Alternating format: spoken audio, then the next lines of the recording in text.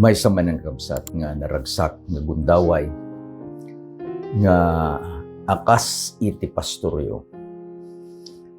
Ayabang kayo itata nga agkakadwa tayo iti evening worship tayo. Taday ito'y nga oras kabsat ket oras kuma iti family worship tayo. Isu nga nagsaya at agsipod ta kas kadigiti kaduan nga agper-personal message kanya. Ket ibagada nga inton no umay daytoy nga gundaway, daytoy oras nga agkakadwa tayo. Isumeten iti usarenda nga panangurnong kadigiti family amin a members ket isu iti panag-worship da. Ket malagip ko kabsat nga iti oras kuma iti panag-worship tayo. Ket sabten tayo iti sagot ni Apo Diyos nga isu iti paset ti aldaw nga isu ti rabii. Na ito din ni Apo Diyos dayjay oras iti aldaw nga panagtrabaho tayo. Ket intednan kada tayo ti oras ti rabii tapno aginana tayo. Itid namanen kada tayo ti bendisyon ti panagturog. Tapno addanto manen dayjay salunat ken pigsa tayo nga sabten tayo ti baro nga bendisyon ti barong aldaw. Malagip ko kakabsat, iduubingak ngano kastoy nga oras. Day the Father me, urnungen na kamin ket agkanta kami. Amuyo di kanta. Dayjay kanta tayo nga Apo umay nakaditaenan, sumit ngeten di nakadibayan. So, welcome iti panag-worship tayo. Agkararag tayo kakabsat. Amami, nadakat sa dilangit. Dawatek iti naisangsangan nga bendisyon o Diyos. Kadagiti amin nga anak mo, nga kaduwami itata nga oras, tapno dayawon da ka, pagyamanan da ka. Ket babaen da ito'y panangurnong mo kada kami. Ket adalid mi tinapateg nga saom, da ito'y inadal mi, nga leksyon mi kada ito'y nga lawas o Diyos. Iti kararag ko ket tinaisang sangayan ko mga bendisyon, nga agpaay kadagiti amin kakabsat familyas nga kaduwami nga agadalitata ited mo ti bendisyon ti sirib ken pannakaawat nang nangruna ited mo kada kami ti bendisyon nga ti tarigagay a makipaset kami iti misyon mo. Agyaman kami ti sagot ti Santong Espiritu, agyaman kami ta dinengeg mo ken sungbatam digito nga kararag mi itinagada po ni Jesus. Amen. Ag-worship tayo kabsat. Ket alaen tayo iti quarterly. Ada tayon iti lesson number 6. Ket iti title iti lesson number 7, Motivation and Preparation for Mission. Ket iti paset nga mayulo kakabsat, masarakan iti Luke 24 verse 44. Naisurat ket basahin tayo. These are the words which I spoke to you while I was still with you, that all things must be fulfilled in which were written in the law of Moses and the prophets and the Psalms concerning me. Anya itika ng sawinti motivation. Kuna nakabsat ni Webster, motivation is a force or influence that causes someone to do something. Adda kanu dayjay maysa nga banag nga isu iti mangguyugoy kanyam ken kanyak nga agaramid iti kayat tayo nga aramidem. Kas pangarigan ko maapay nga agaramid iti maysa a naganak ang trabaho. What amazes me are examples that I read from the newspaper. Kas pangarigan ko madda iti maysa nga anak. Anak iti deje ko na tayo nga mangal kalakal una amote agkakal. Digitay adda ti tricycle da apanda iti tunggal balay. Gumatang da kakabsat iti bote dyaryo. Sadanto apan ilako kakabsat. At datoy iti maysa nga anak. Anak ti kastoy nga agtrabaho iti inaldaw. Ket idi nga aggraduar. Naggraduar kakabsat with honors, summa cum laude. Ket idi nga napan nag-board exam, nag-top kakabsat. And when he was asked, what motivated you? Kunana dayto yung anak, idikit kitain na jerigat, sakripisyo dahi tatang na. Nga inaldawal-daw, agtudtuduman. Winogin init. It gave him the motivation to study. I still remember my speech. Idi aggraduar kami kakabsat. Iti Northern Luzon Academy. In 1968, I gave the farewell speech. Didaduma ko na the valedictorian speech, for I was the class president. I gave tribute to my parents. Itin baga, day in and day out, rain or shine. They have sacrificed too much for us. Iti adadalim tayo kat iti mission iti Diyos. What would motivate you? What would motivate me? Nga agbalin, deje ko na tayo, God's mission, my mission. Anya di mission na po Diyos? Apan nasa pulen dagiti na iyaw-awan. He came to seek and to save which are lost. No deje tun a motivation ket maited kada tayo. Dayjay a misyon ni Apo Diyos, isumeten iti misyon mo. Apanak, apang kameten agsapul, kadigijay, nga ipasapul ni Apo Diyos kada tayo.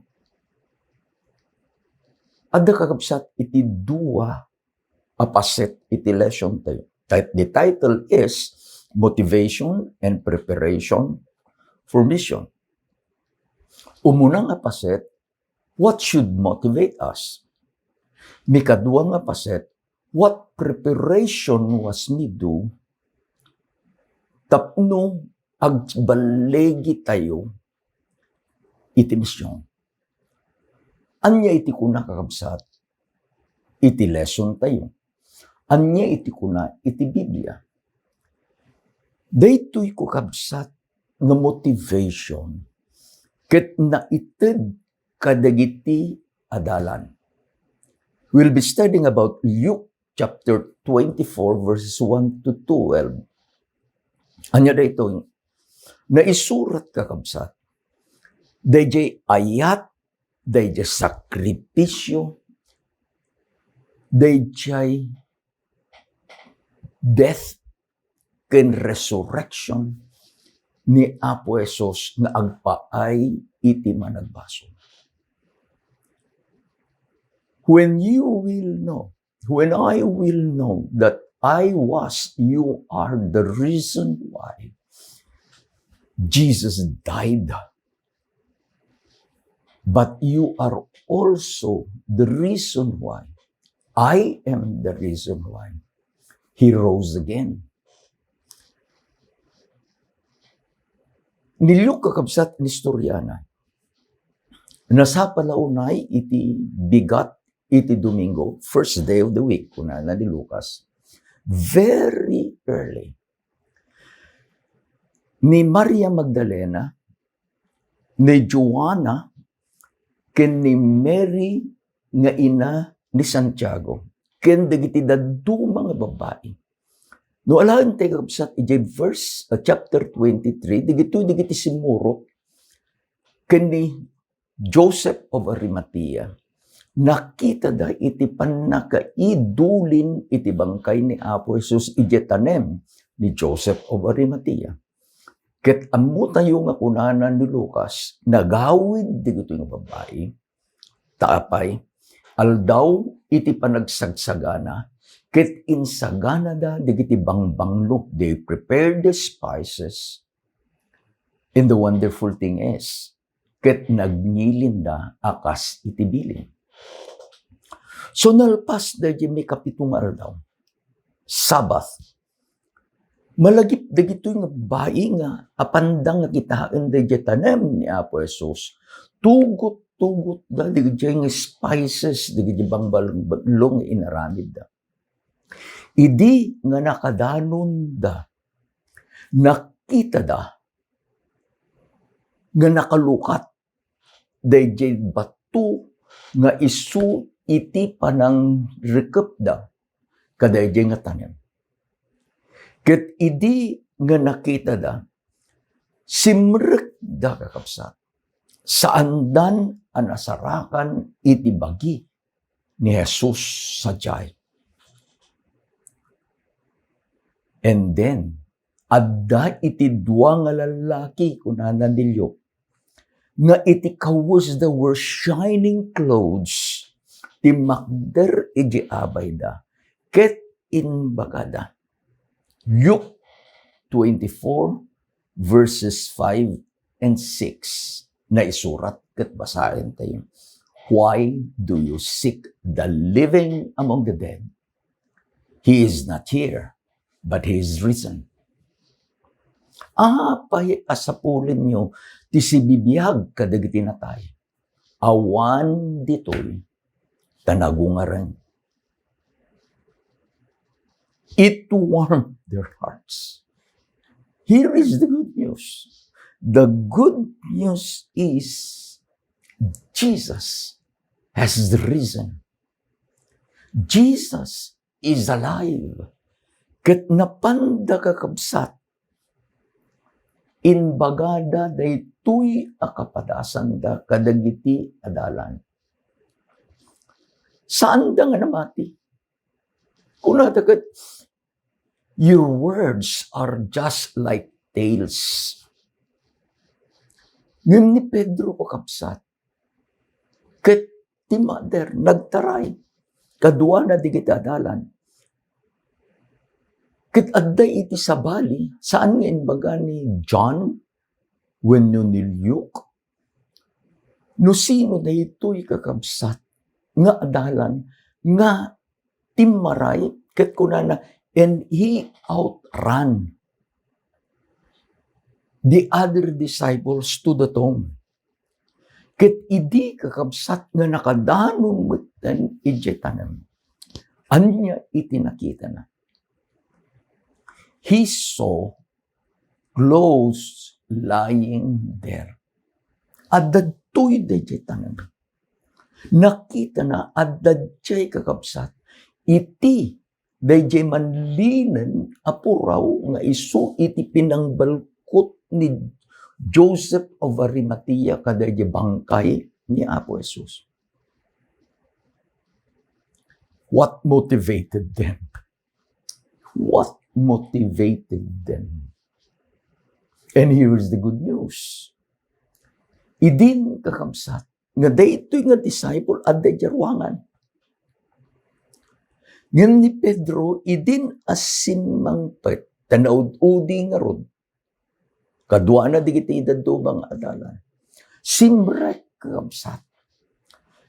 Simrek di unag iti tanem.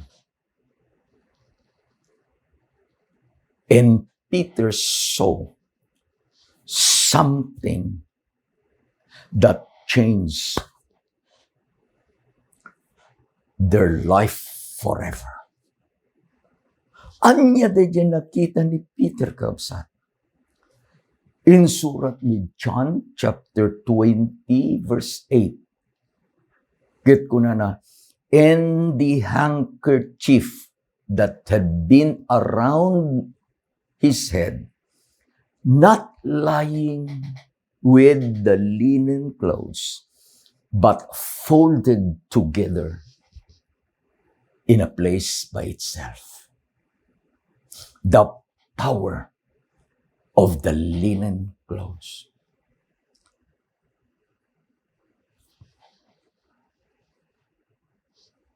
Anya iti, kaya na nga sawin da basit kakabsat, nga puraw alinan. Nga isu iti ng balbaliw, nga isu iti ng ited ti motivation, ken ni Peter, ken dagiti adalan.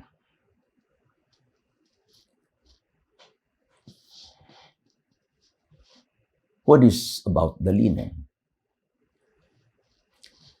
Adagamin kakabsat, iti Jewish custom. Ket ammo tayo, nga ni Peter, dagiti adalan, uray pay ni Apo Jesus are Jews. Anya daytoy nga custom kakabsat.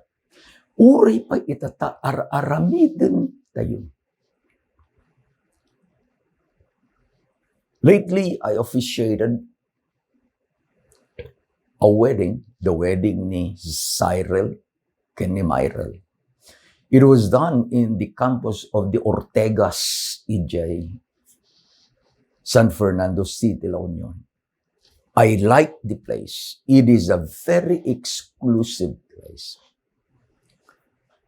Dito itinikaduan kakabsat nga I officiated the wedding dito'y EJ San Fernando, La Union. The first one was EJ kakabsat Thunderbird.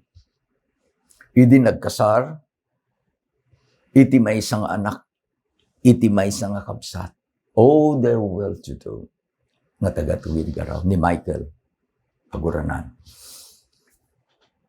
Yung daytoy, like any other weddings, numapang kayong di reception, adda kakabsat day di linen. Hanga kastoy, tadakil day di linen. It is neatly folded. Anya ti usar day di linen.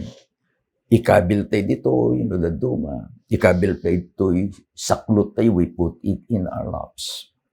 Tapay, if accidentally, adda iti maanag nga makan, we will push it.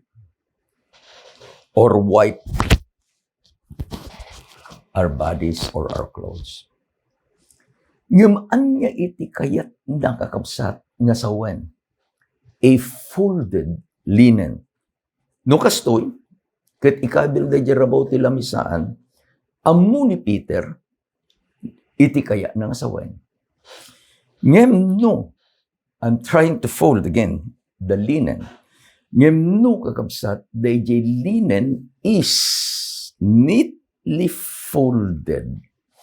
Nga ikabil dayjay nga master of the feast. Ket ibati na dayjay a folded linen. He has a message. Ket dagjay nga servants, dagjay nga waiters, ammo dat iti kayat nangasawan. The servants would not dare to touch the table, for there is a message of the folded linen. The message is, I am not finished yet. I am coming back. Idi nakita ni Peter, kastalaunay kakabsat itiragsak na. I am not finished yet. I am coming back. Malagip ni Peter, dahil inkari ni Apo Jesus. Idi inbagana, iji John 14:1-3. May kabisam, may kabisak because this is a promise nga isuko mang iti mang biyag, mang motivate iti pamati tayo. Kunana ni Apo Jesus, I will come again. I will come again. The good thing is, idin asumangpet dagiti da do mga adalan, simrek da ket kinita da, dayjay nakita ni Pedro. And the Bible recorded, and they believed. And they believed. Gapu tanamati da kakabsat. Gapu tanamati da. They are now motivated and they are now ready to do the mission. Anya day mission. Many days after. In bagan ni Apo Jesus kadakwada. Matthew 24 verse 14. Kunana, and the gospel of the kingdom shall be preached into all the world as a witness to all nations, and then shall the end come. Ket sakbay kakabsat nga nagsubli ni Apo Jesus iti langit. He gave them, dito ayaban tayo, the Great Commission. Matthew 28 verses 28 to 30. Naisurat, basahin tayo. All authority has been given to me in heaven and on earth. Go therefore and make disciples of all nations, baptizing them in the name of the Father and of the Son and of the Holy Spirit, teaching them to observe all things that I have commanded you. And lo, I am with you always to the end of age. Amen. Dahil ito muna nga paset, iti lesson tayo. Mikado nga paset, preparation. That the lesson tayo, motivation and preparation for mission. Naadal tayo, what motivated? Dagiti adalan. It should also motivate us. Nga ni Apo Jesus nagungar, nga ni Apo Jesus nagbiag, ket ni Apo Jesus nagkari, I will come back. Tapno dayjay karina nga igsubli ket maaramid adda ti paset mo, adda iti paset ko. This is the last sign. Sakbaing umay ni Apo Jesus, dayjay panakaikasaba iti ebanghelyo kadagiti amin anastasyon. Now you are motivated. I am motivated. Anya kakabsat, dayjay preparation nga inaramid di kitadan. Jesus gave the order to prepare them. Iji Acts chapter 1 verse 14. Again, it is written and we read, these all continued in one accord in prayer and supplication. What we need is to pray and pray. Agdawat kini Apo Diyos. Isu daytoy kakabsat dayjay bagbaga tayo the upper room experience. In magana ni Apo Jesus kadigatalan, itatan nakasagana kayo. Ngem sakbay kayo nga apan. Aramidin iti misyon. Masapul adda dayjay pannakabalin kada kayo. Anya ti result kakabsat na i-record ijay chapter 2, iti book of Acts. Umuna, While they were praying, the Holy Spirit came, kaslala apoy na a tongue of fire. Mikadwa, the Holy Spirit gave the disciples ability to speak in different languages. Mikatlo, the Holy Spirit gave the message to Peter. Anya dito nga message, kapsa. In baga na kadigiti tao, they are gathered in Jerusalem. It was the day of Pentecost. Dakil kagabsat nga piyesta dahil. Ket nakadado iti tao ket ni Pedro ti Makder. Ket in baga ni Pedro, ni Apo Jesus, ken ni Apo Jesus lang. Sana inbaga kadagitoy nga tattao, daytoy ni Apo Jesus nga isu iti inlansayo. The fourth result is the Holy Spirit brought conviction to the hearts of the people. Idin kakapsat nga dati conviction dagitoy nga tattao kunada kakabsat anya iti armasapul nga ramiden ni. Now, let us see the process. The secret of soul winning, the secret of doing the mission is God's business. The conversion is God's business. Iti aramidin iti tao is, kada ito kumakapsat, aramidin iti tao is for us to have a ground preparation. Isagana digiti puspuso digiti tao. And when these people nga isu iti naawis tayo ket maurnong, let the Holy Spirit work. The Chinese speaker, let the Holy Spirit speak through him. Ngamad ako mati message, the message is Christ and Christ alone. Kunana ni Apo Jesus, if I am lifted up, I will draw all men towards me. Let the Holy Spirit convict the hearts.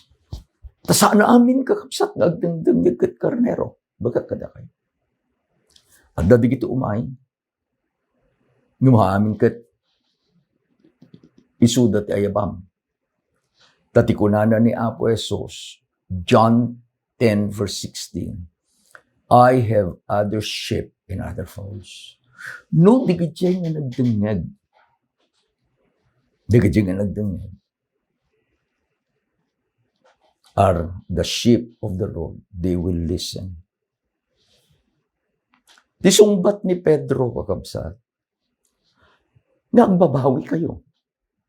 Repent. Ket mabautisaran kayo. Tapno digiti basbasulyo ket maikat kada kayo. Ket awaten yun to iti sagot ti Santong Espiritu. I like the success story. The Holy Spirit gave the disciples success. Mano na bautisaran? 3,000. Saan ang nairaman dagiti kakabsat nga babae? Saan ang nairaman dagiti napapateg nga anak? 3,000. Ket gapo kadayjay nga success da.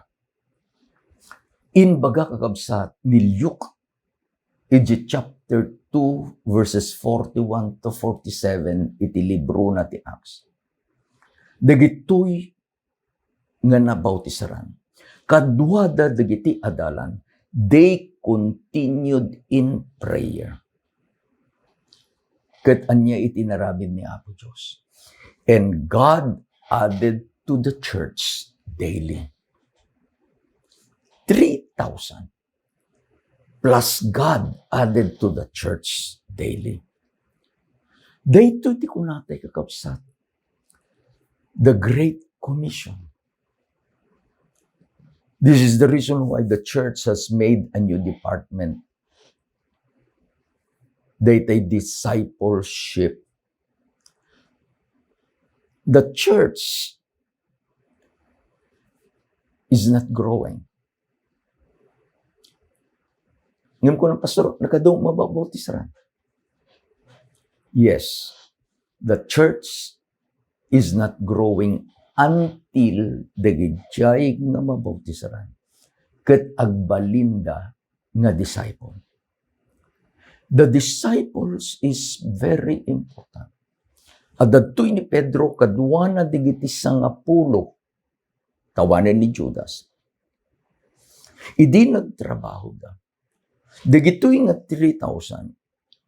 They taught them ket dagitoy nga 3,000 isuda kakabsat itinapan kadigiti gagayem da. Ket isuda itinagawis. Isuda digiti nagayab. Kunana adda iti fellowship iti balay ni kastoy, umay kayo. I like a church who invites. I like a church who invites their friend. This is the discipleship. Anya itinaadal tayo? What motivates us? It is the death. It is the resurrection. It is the promise of Jesus nga idi anatay. Iti inbaga na, I am not finished yet. I will come back. Paset tayo dyan. We are part of that scene. Kitgaputan we are now motivated. Kas dagiti adalan. Let us be prepared. Kaya't ni Apo Jesus nga ited di power kanyam ken kanyam. Akas di panangited na kadagiti adalan. And when the power of the Holy Spirit is with us, kas tinaramid Santong Espiritu, He will give success to you, to your church, to your Sabbath school, and to us. Kunana ni Ellen White kabsat, iti libro na Christ Object Lesson, page 67. There can be no growth or fruitfulness in the life that is centered in self. If you have accepted Christ as personal Savior, you are to forget yourself and try to help others. Talk about the love of Christ. Tell His self-sacrificing death in their behalf.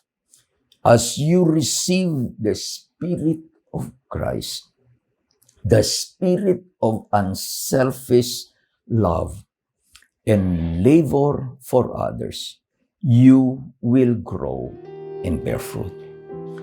Your faith will increase. Your conviction deepen. Your love be made perfect. Into gayam na makipaset tayo. Iti mission ni Apo Diyos. Ti pamati tayo kapsat. Tumakal. Iti pamati tayo. Dumakal. Ket iti ayat tayo. Agbalinto nga nananay. Bendisyonan na ka ni Apo Diyos. Bendisyonan na tayo amin ni Apo Diyos. Agkararag tayo kapsat. Managayat ni Diyos sa giyaman kami. Kasi ka, itinangited kada kami, itinamnama. Namnama gaputa ti anak mo. May nagbiag. natay nga agpay kada kami. Ngam na mao Diyos na nagungar. Ket inbagana kada kami, agsubliak manen. Inted mo ama dadya misyon ang mabalin ni ang makipaset. Tulungan na kami. Kasapulan ni iti tulong ti Santong Espiritu. Tapno into numapan kami nga agaramid kada itang misyon. Adanto dadya pan nakabalin. Dati Santong Espiritu adanto kada kami. Ited mo o Diyos dadya ayat kada kami. Ayat nga mabalin ni nga ited ibaga itidakkel nga ayat mo. Ited mo o Diyos kada kami dayjay asirmata. Nga saanen agbayag, agawid kaming tunay ta pagariang, ti ibaon mo ti anak mo nga umay mangala kada kami. Mangagminto kumaama, dayjay anasamit akablaaw na. Welcome, faithful servant. Sumrek kami ton, iti agnanayong nga ragsak. Tulungam iti tunggal may sa kada kami Diyos. Tulungam digiti familya nga nakapag-worship. Tulungam digiti Sabbath school. Tulungam digiti iglesia. Makita mi kuma, dahil misyon mo. Itinagan na po mesos din naman digito. Amen. Ken amen. Gana no may ngalawas manen kapagsa. Ni Apo Diyos namang bendisyon kayo. Let's come back. The same time, ag-worship tayo tumunin. Ayayatin na kayo na Apo Diyos. Ayayatin na kayo man.